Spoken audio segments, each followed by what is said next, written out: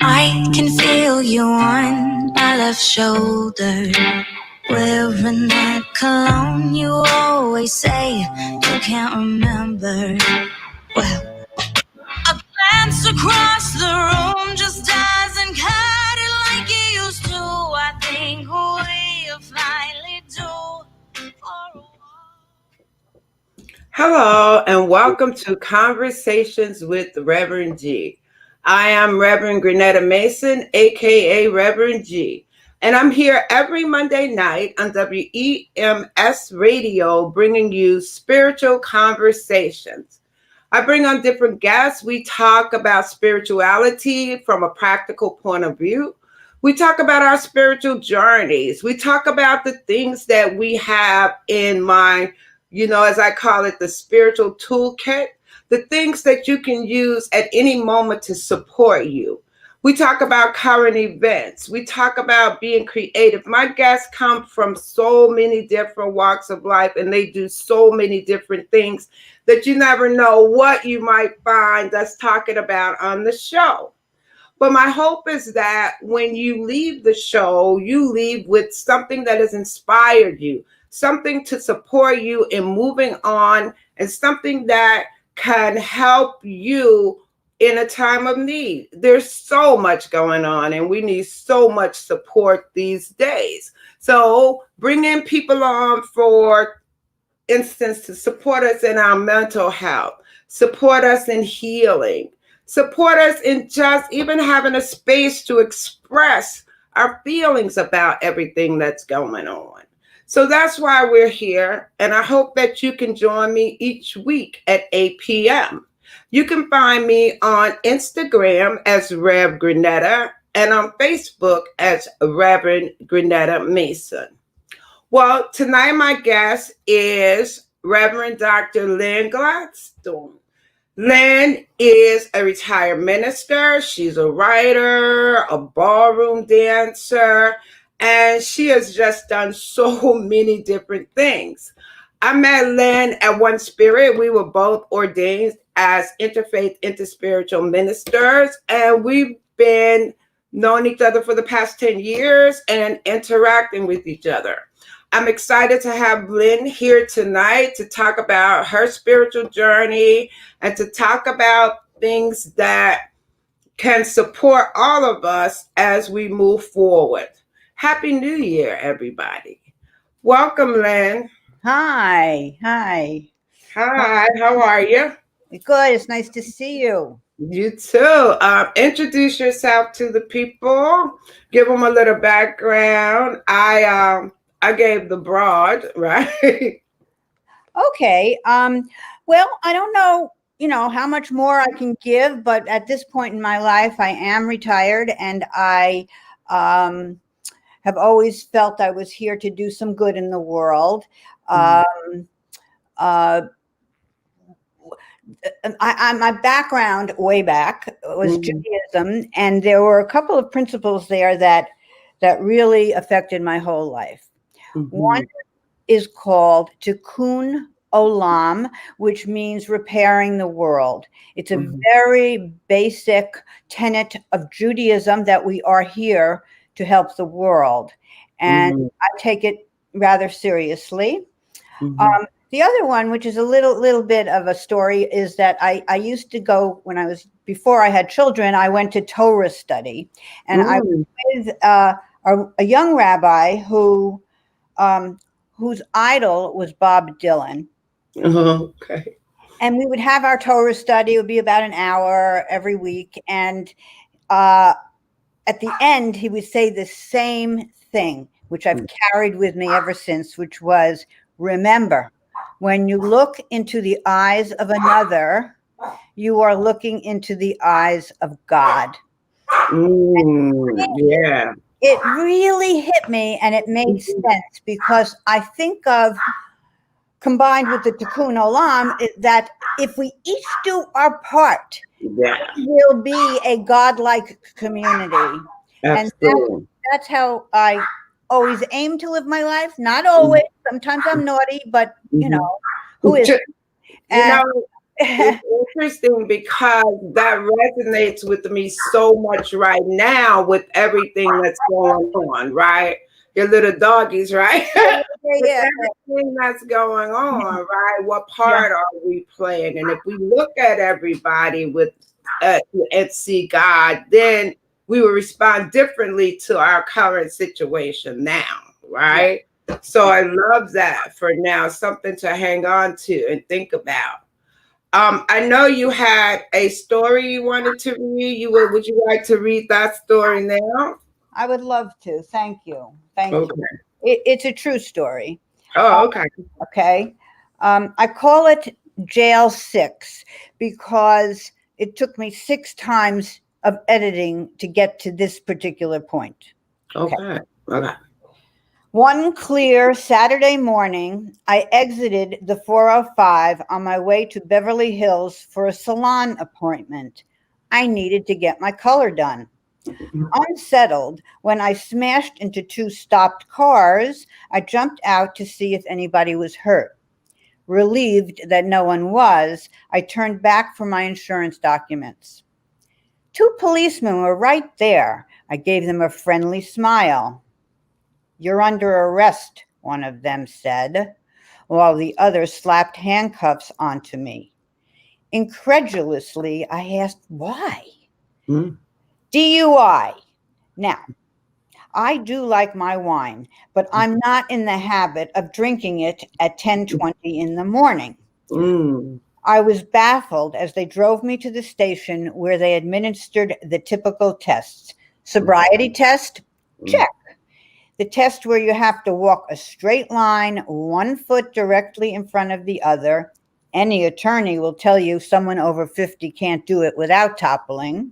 Mhm. And I passed that 50 milestone a long time ago. So I failed that one. Then there was close your eyes, extend your arm, then touch your nose. I aced that one, I thought. Mm. But no one had told me I had to touch the tip of my nose. Okay. I concluded the system was rigged and I knew I was cooked. After 3 hours in a holding cell, I was ducked into a squad car heading to jail in downtown LA. Downtown jail? That was really scary. Mm. When I got there, they took all of my possessions except my clothes, and I was curious where my orange jumpsuit was. Mm. Then they drew my blood. Oh. Still had my shoes, a pair of Christian Louboutin sneakers, which normally come with $1,000 price tag, and red soles.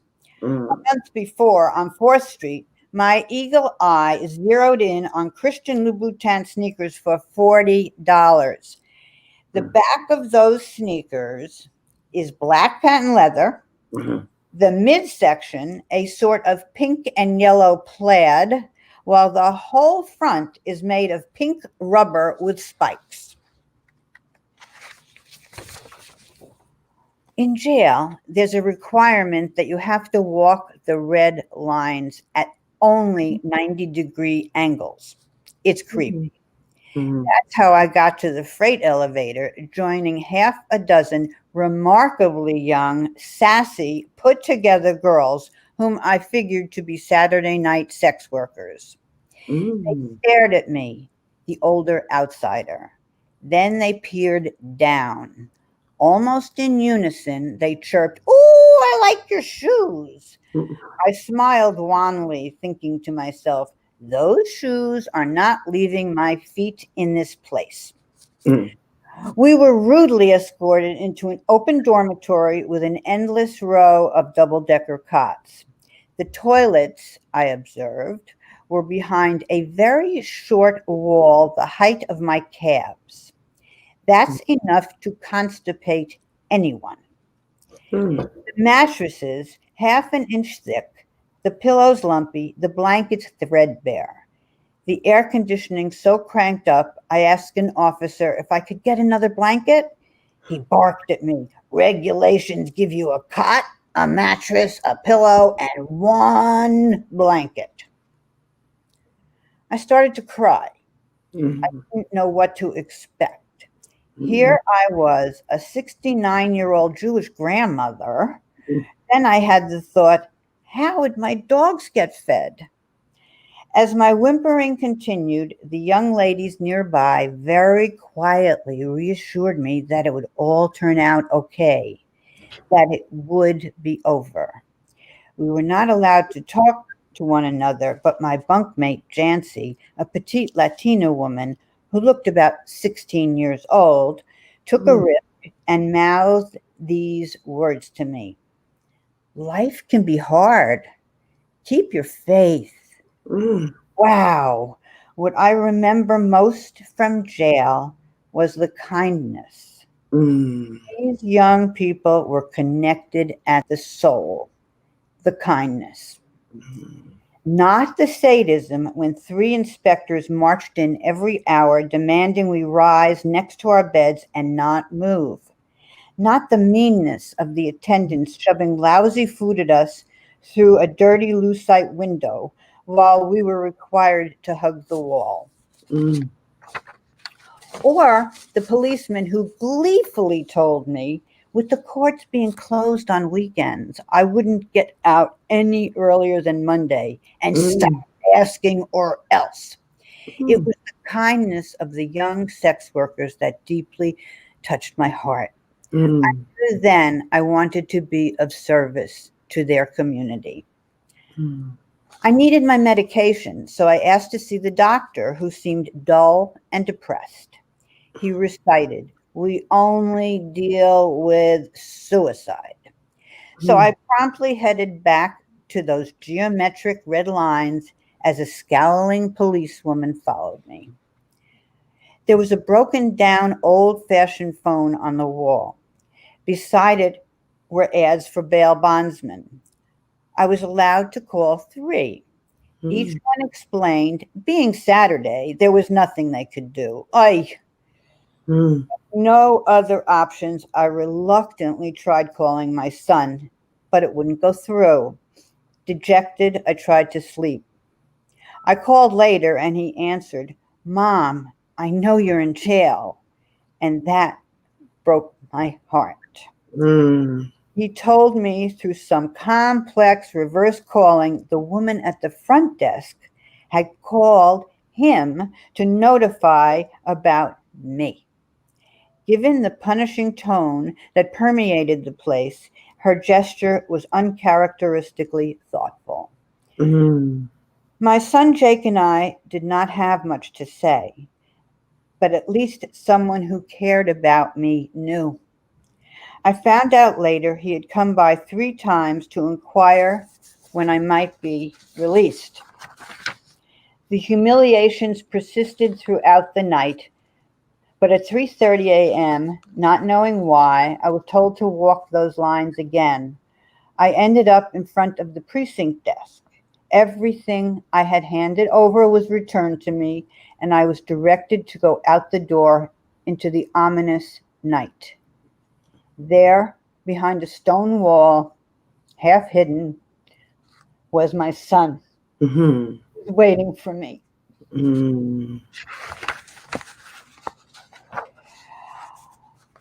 It was a very life-changing experience because I had never had anything like that before. It was based on a law in California where I live that prescribed medications, things you take because your body's not working right, is considered equal to drinking and driving. So you on prescribed medications, Yes. and that okay. So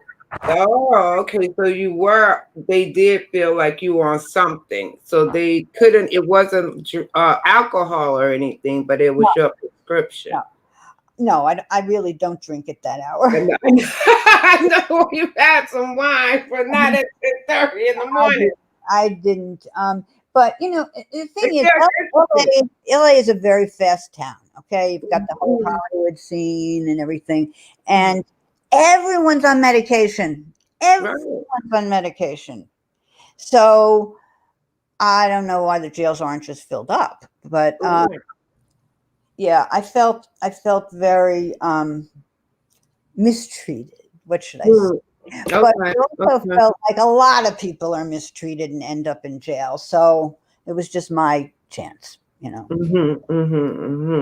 And I know you had talked about a project that you said is COVID, but there was a project that you wanted to work on with the prisons, being an advocate for these girls. Can you talk a little bit about what that project might look like given all of this?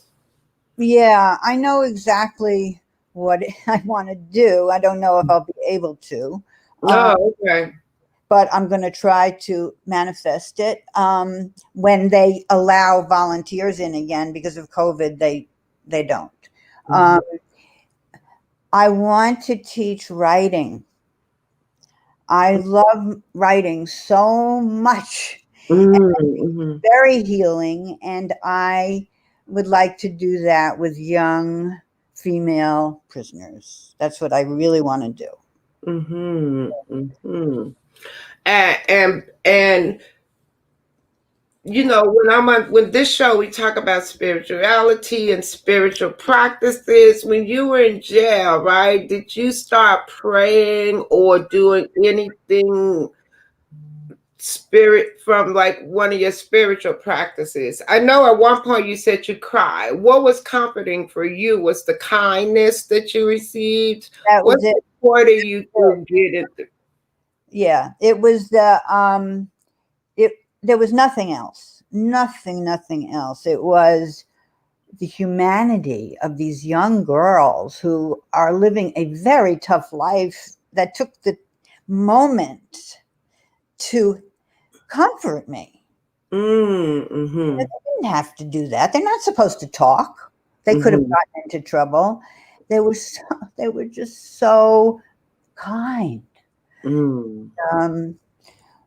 And I'm thinking, here I am living my, upper middle class life, and I'm like, have all the advantages you could possibly want. I was going to the salon to have my hair colored. And now I'm mixing with these young gals who probably haven't seen their families in years. They're probably getting beaten up somewhere in a hotel room, and they're taking the time to be nice to me. It was very spiritual, but I didn't pray to God. I didn't. Right, I'm funny, but I know I was using that as an example, right? Yeah. God, right.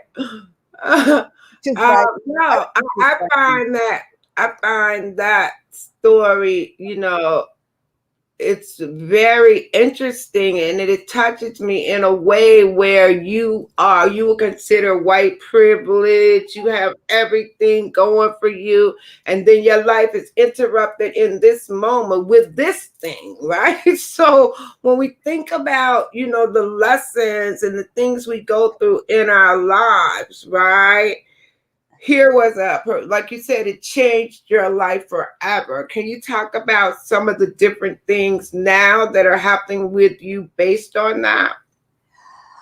I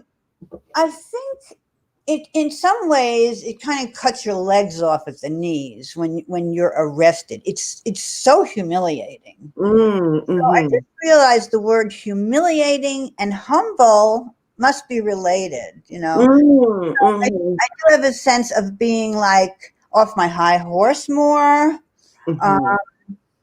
and just the idea of anything can happen to you at any time. When I was doing research for tonight's program, one of the quotes was, "We have all been prisoners of something at some point." I love that. Yes, we are. Right. And what do we do with it is what is important. So, what else? I don't know. I think I just have more awareness of these poor children who are out there selling their bodies for a variety, a very large variety of reasons, although there are some very common ones. Right.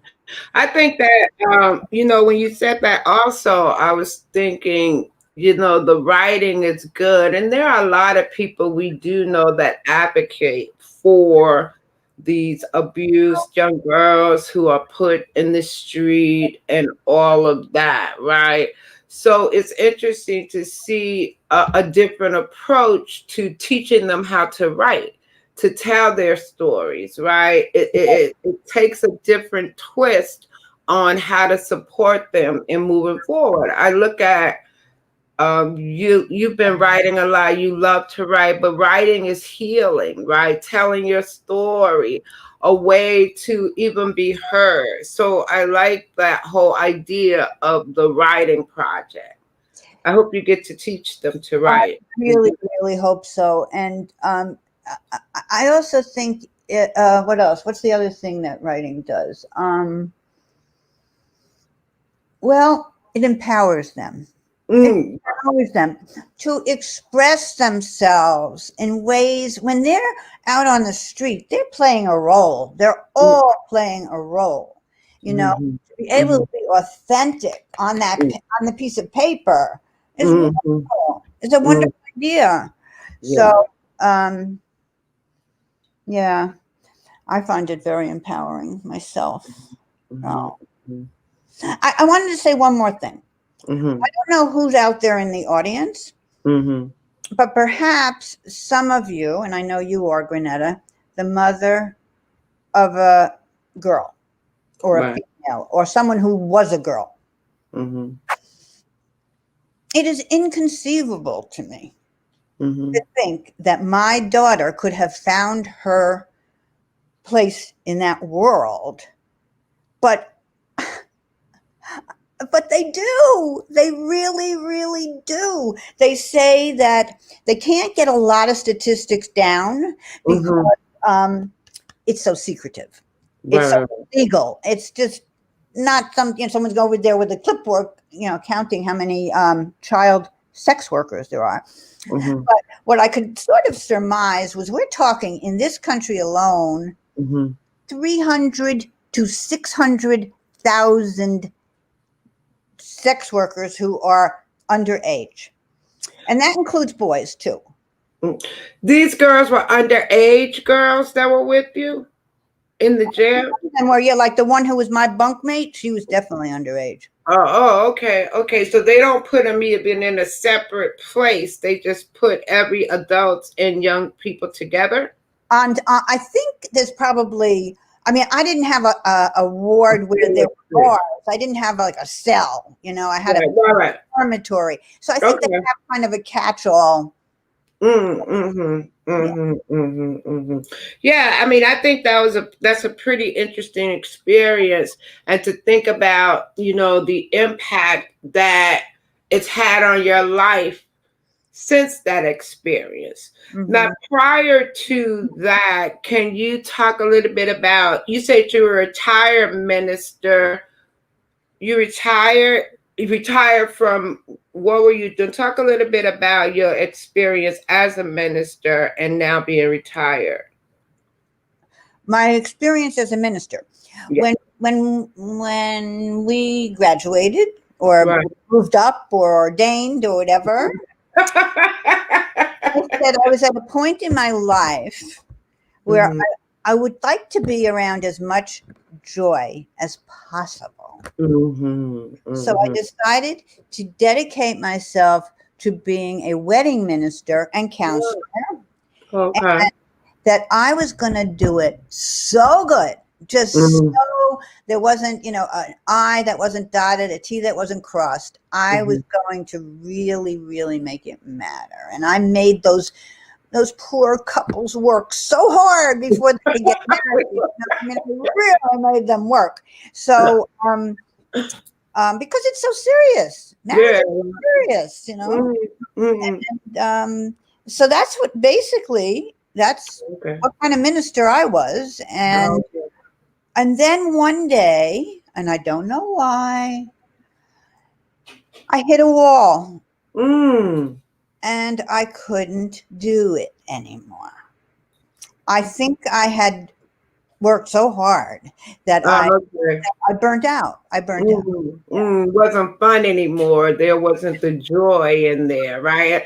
As much as you were saying, "Oh, I'll do the weddings." I don't want to do, like we say, I didn't want to work in the hospice. I didn't want to do the sad things. I wanted to do the joy things, and that's one of the things I'm still promoting is joy, right? So I could see what you're saying, and after you put so much into it, it wasn't fun anymore. It became more of a task and work, and the fun was gone. Yeah. Yeah, all right. So yeah, because it was interesting when I was like retired minister. I read that and I've known you, and that was my first time seeing retired minister, right? But I Yeah. read it retired from doing your wedding things. So you grew up Jewish, right? Yes. And we went to interfaith, right? Do you have any experience prior to that with any of the other religions? Can you talk a little bit about your journey? From a kid, you grew up Jewish, just in the synagogue. You still doing that, right? Mm-hmm. Nothing changed. Well, I am in the process of changing synagogues right now because I don't think the one I'm in suits my personality that well. Oh, Um, it's very suburban, and I just don't think of myself that way. mhm, Here's how it happened. I went to this Jewish retreat and I ran into a woman whose husband had just gone to One Spirit.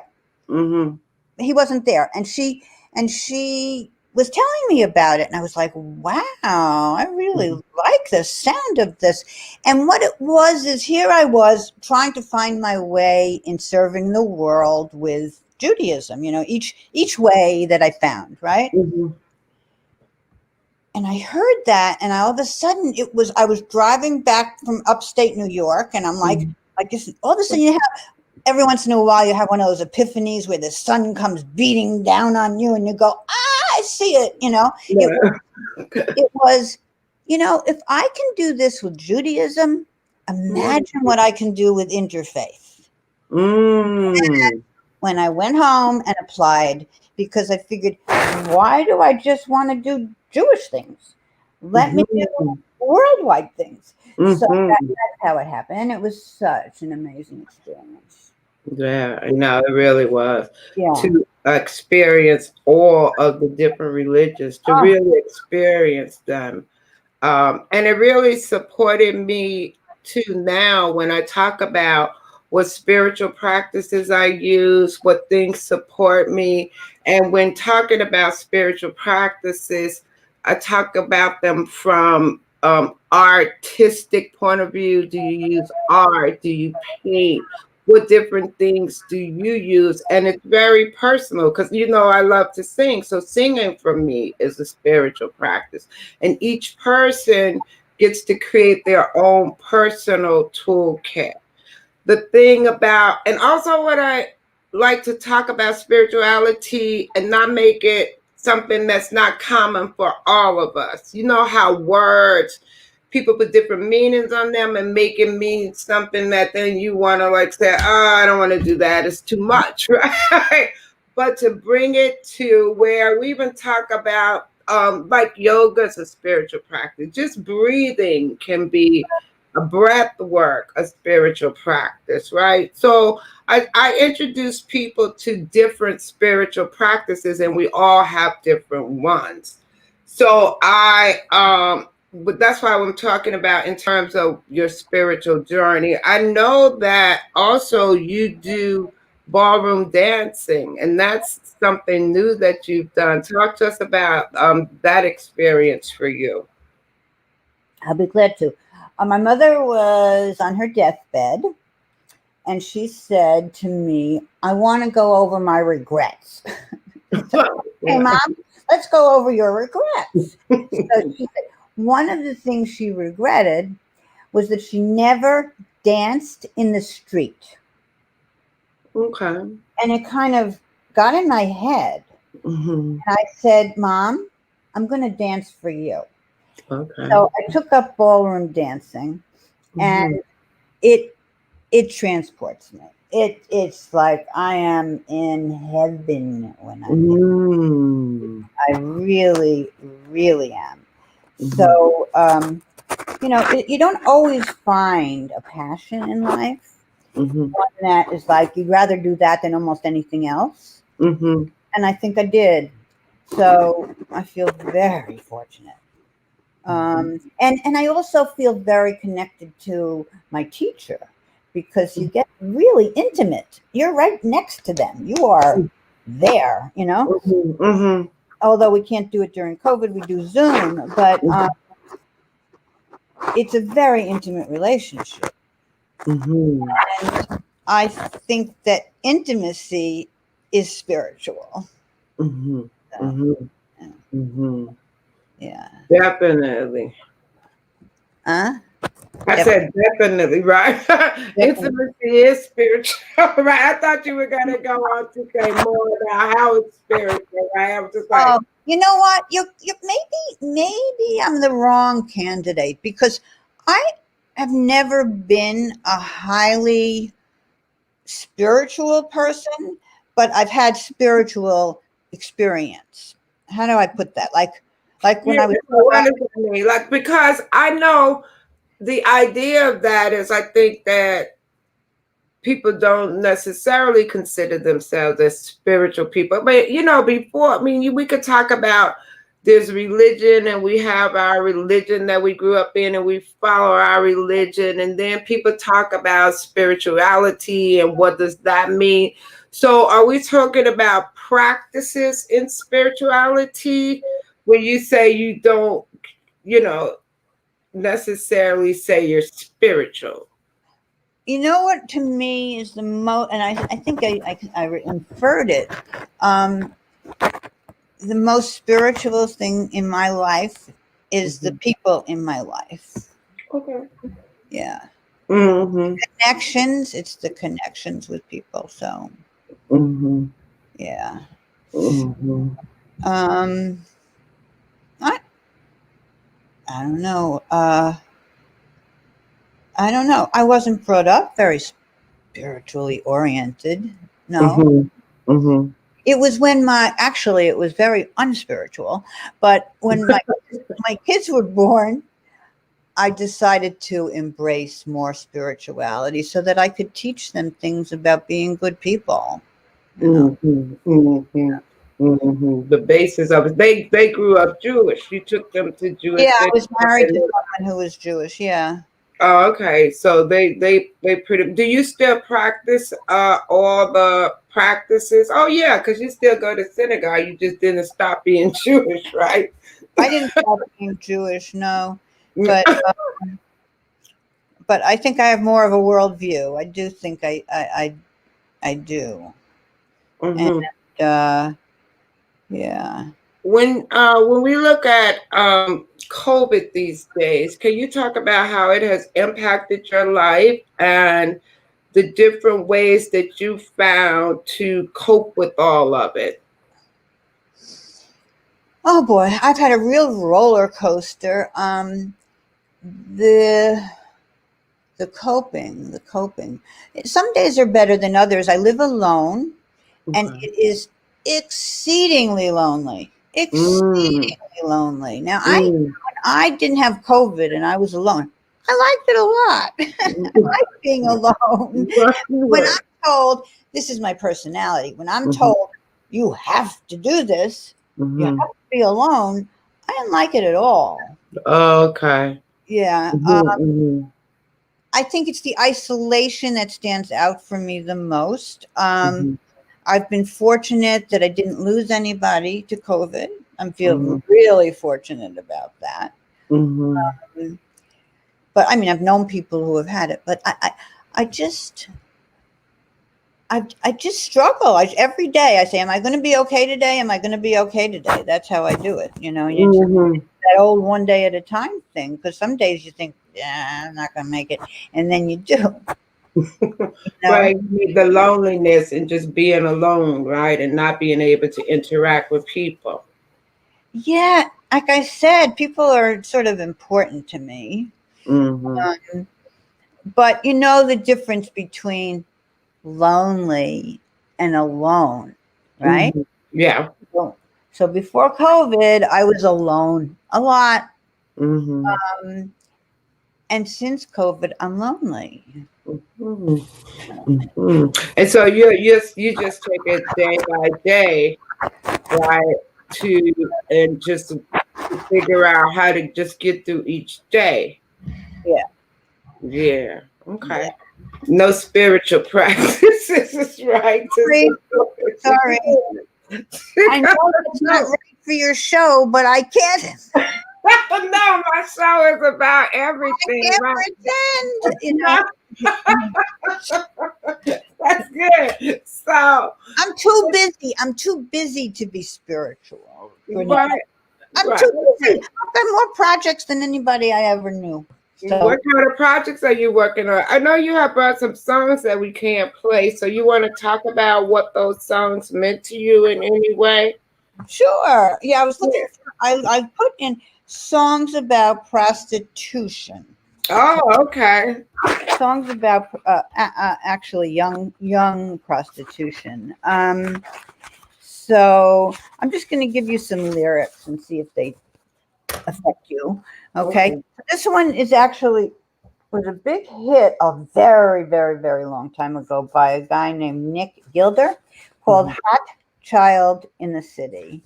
So it starts out danger in the shape of something wild. Stranger dressed in black. She's a hungry child. No one knows who she is or what her name is. I don't know where she came from or what her game is. Hot child in the city. You know, the things that strike me here, Mhm. she's a hungry child. That's literal. That's literal. That's often Mm, pimps get their young uh, bait right. by feeding them. That's really Mm, not an atypical thing to hook them together. Uh, mhm, not doesn't know what her name is. They all change their names. They mhm, all change their names, or they have many names. mhm, mhm, So they kind of just lose who they are. You know, they take on another persona to deal with it. mhm. Um, it's just so hard for me to imagine this. These young people who are just playing with dolls and now they're on the streets. It's just very, very disturbing. Uh, Yeah, it is disturbing too when I think about how they're sought after, how guys actually go for them, how they prey on them. If they are homeless, when they run away, they look for these young girls, and most of them are just looking for somewhere to be or somewhere to belong, or even to get a meal, and then they find themselves in these situations. Yeah, I remember working with a young lady that really had gotten out of the arms or the of a whole of a pimp, and she has gone on to do so well. In New York, they had different programs for them to support them in it's sort of it's like when they have like the domestic violence shelters. Now they have places where the young girls can go and hide to escape if you can get them there. But it's interesting too, working with young people also in the mindset of some of the young women too. Just getting them to know that this is better, or getting them to understand that there's something better for them. It's a lot to it. A lot. there's a lot. I mean, you have to think that you have to think about their self-esteem, Yeah, and absolutely. and then how do you think about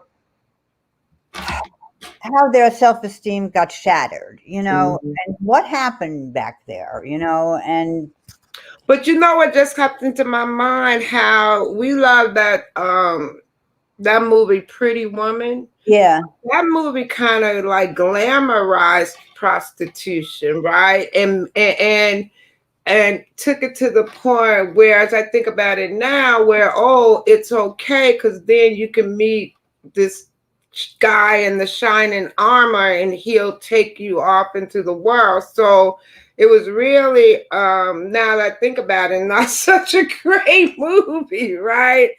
It glorified it. It glorified it. You're right. I wonder if it would be made now. I wonder if it would be made now.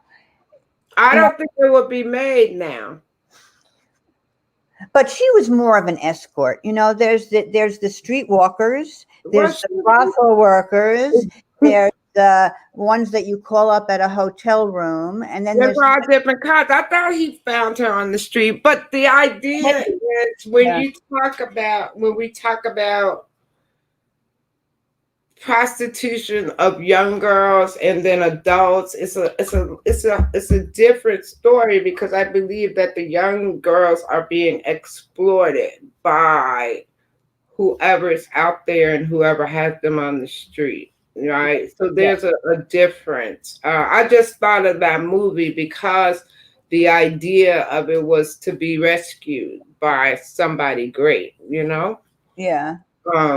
Yeah, so it's interesting when you talk about, based on that experience, how you want to support that group, how it's a part of your world now, how you want to be able to support them in any way that you can. Yeah. And we talk about different life experiences and the impact that they have on us. The story, you know, you going to jail, which is something you thought would never happen, right? But then as you came out of all of that, the impact and how you can support and what you want to do in the world. So that's a really great story for you, given that it ended up where you were okay. You didn't have to go to jail any longer, you know, and you got out. And now you want to give back to those same people. So I think that that's a really beautiful story. Thank you. And as we were talking about COVID, you know, we're talking about all this unrest. We're talking about the Capitol. We're talking about just so many things, right? And yeah, how do we cope? You know, what things are we using? Because I find myself sometimes really having to use my spiritual tools. I meditate, I still do journaling, I do a lot of different things to support me. I call all of them are in my spiritual toolkit. At one point I was doing jigsaw puzzles, and it was so fun, right? Because I felt that every time I got one of those pieces to fit in, some joy came over me, right? So that was like this whole rush of excitement, right? Putting those pieces together. So that became something for me also. One of the things I am interested in supporting people in is finding that joy. Life happens, so many things go on, but what can bring you that joy? And what moment can you find that joy, right? And reducing stress in your life. How can you reduce the stress? What is it? You know, my whole phrase about grace and ease.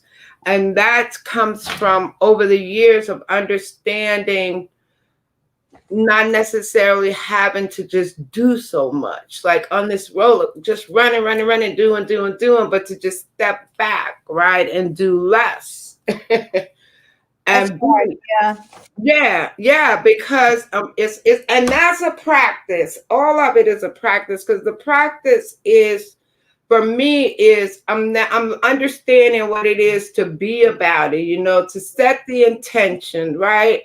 To not have to just run up on it and not run and make things happen, but flow with it. And then it's a practice. I'm really working on that, making it all flow together. That's what's, you know, important for me. And I always talk about grace and ease, and I was like, more grace and ease, right? More, yeah, not running up on things and even running up on life. I'm getting there. I'll remember that. Grace and ease. Yeah. Yeah. Do you think I could read one more thing I wrote for tonight? Yeah, absolutely. All Go. right.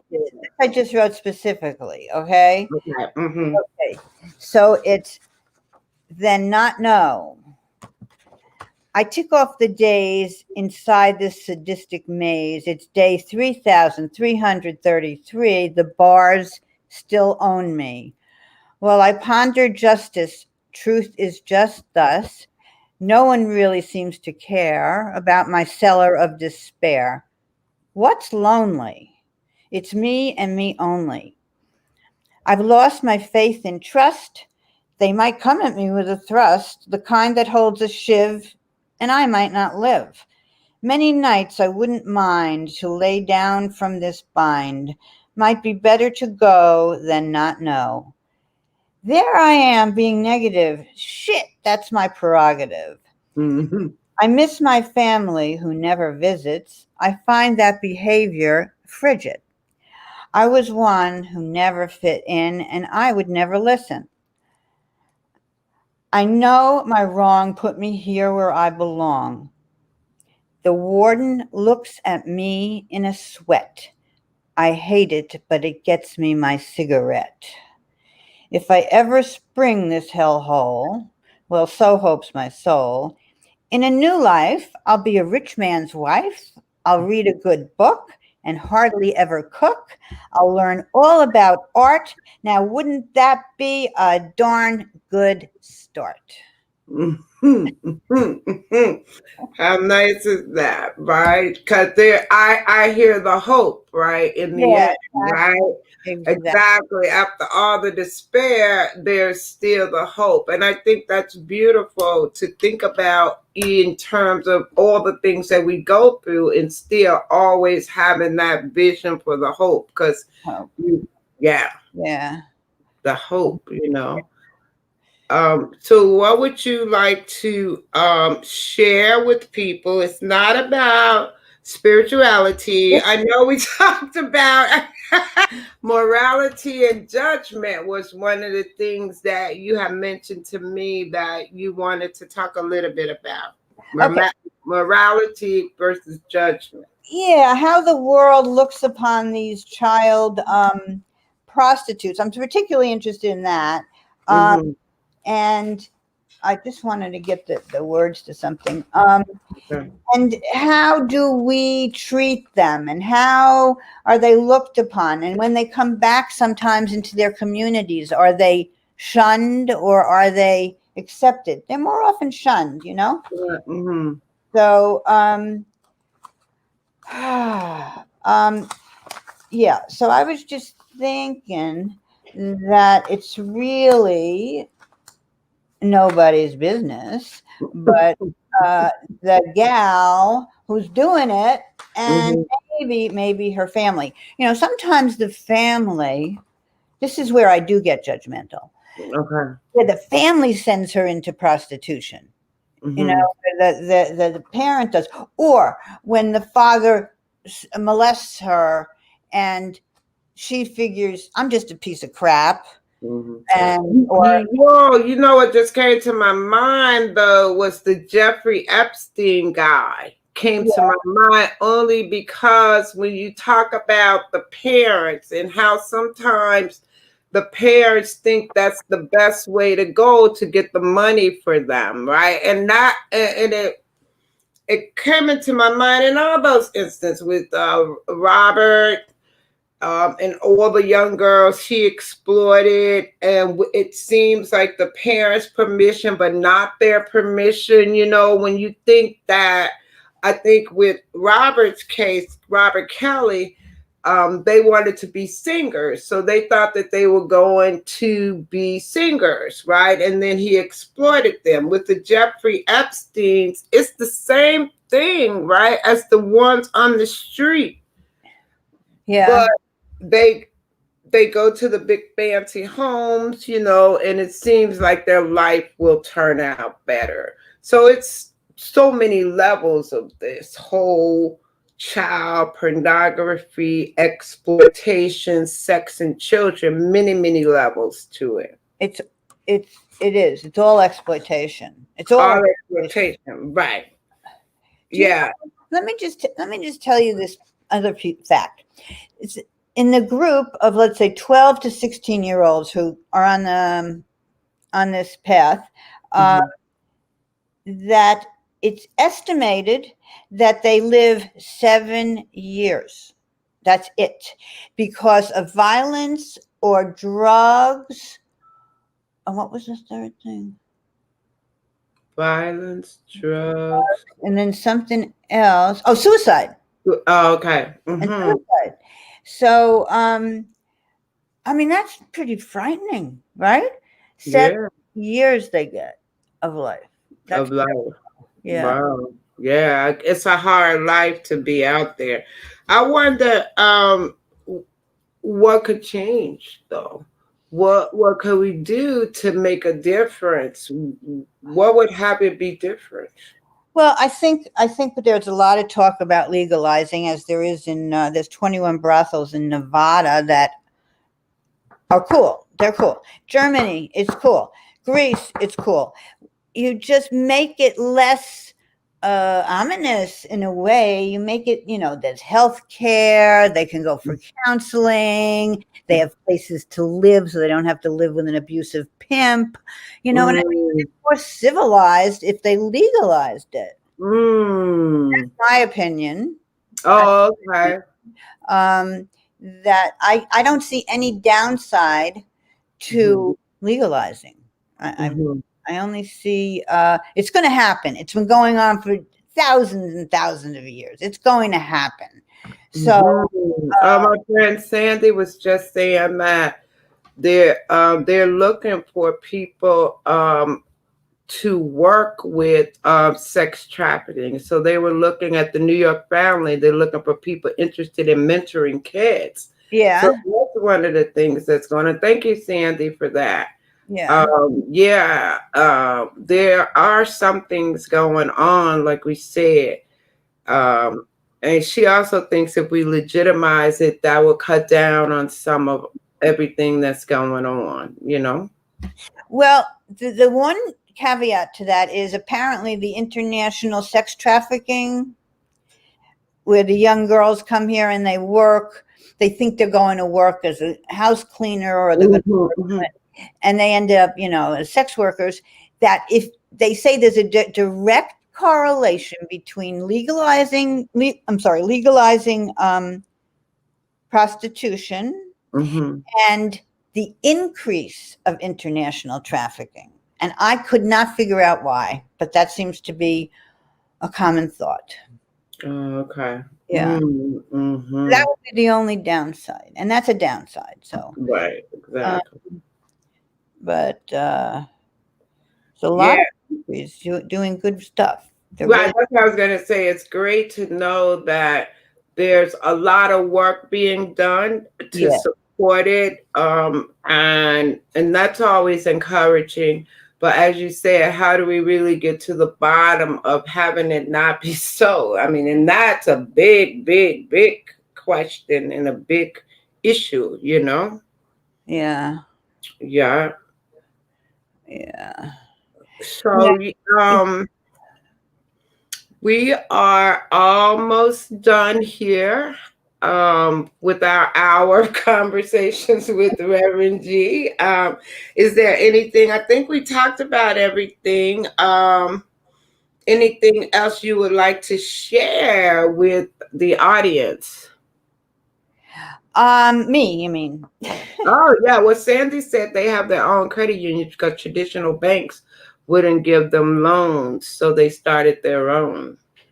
Oh, really? Yeah, Sandy, she's got information. Oh, Thank you. Cool. Yeah. Lynn wanted to know if people were responding, right? Yeah. So it's been really, really great catching up with you. And I'm always just very open when I come on the shows to see how they flow and where we go and what we talk about. So I really appreciate the time that we spent tonight. And I love that you don't have any spiritual practices, right?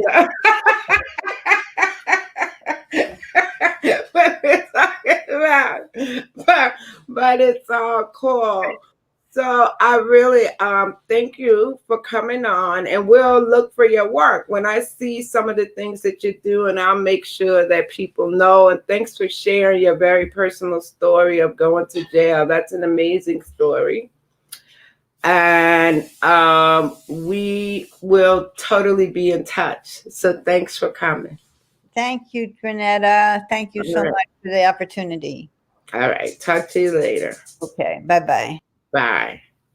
Thank you for joining me tonight. I am Reverend G, and I'm here every Monday night on WEMS Radio, bringing you spiritual conversations, bringing you all kinds of conversations around supporting you, supporting people in your life, and how you can live your best life. So today I would like to have you take a mindful moment, and we talk about mindful moments. And in this mindful moment, we'll just be grateful. Right now, there's a lot going on, and we all need to take a moment and breathe. And in that moment, I am going to be grateful. So I'm Reverend G, and you can find me on Instagram as Rev Grenetta, on Facebook as Reverend Grenetta Mason, and also on YouTube as Reverend Grenetta Mason. So you have a great week, and I will see you next week.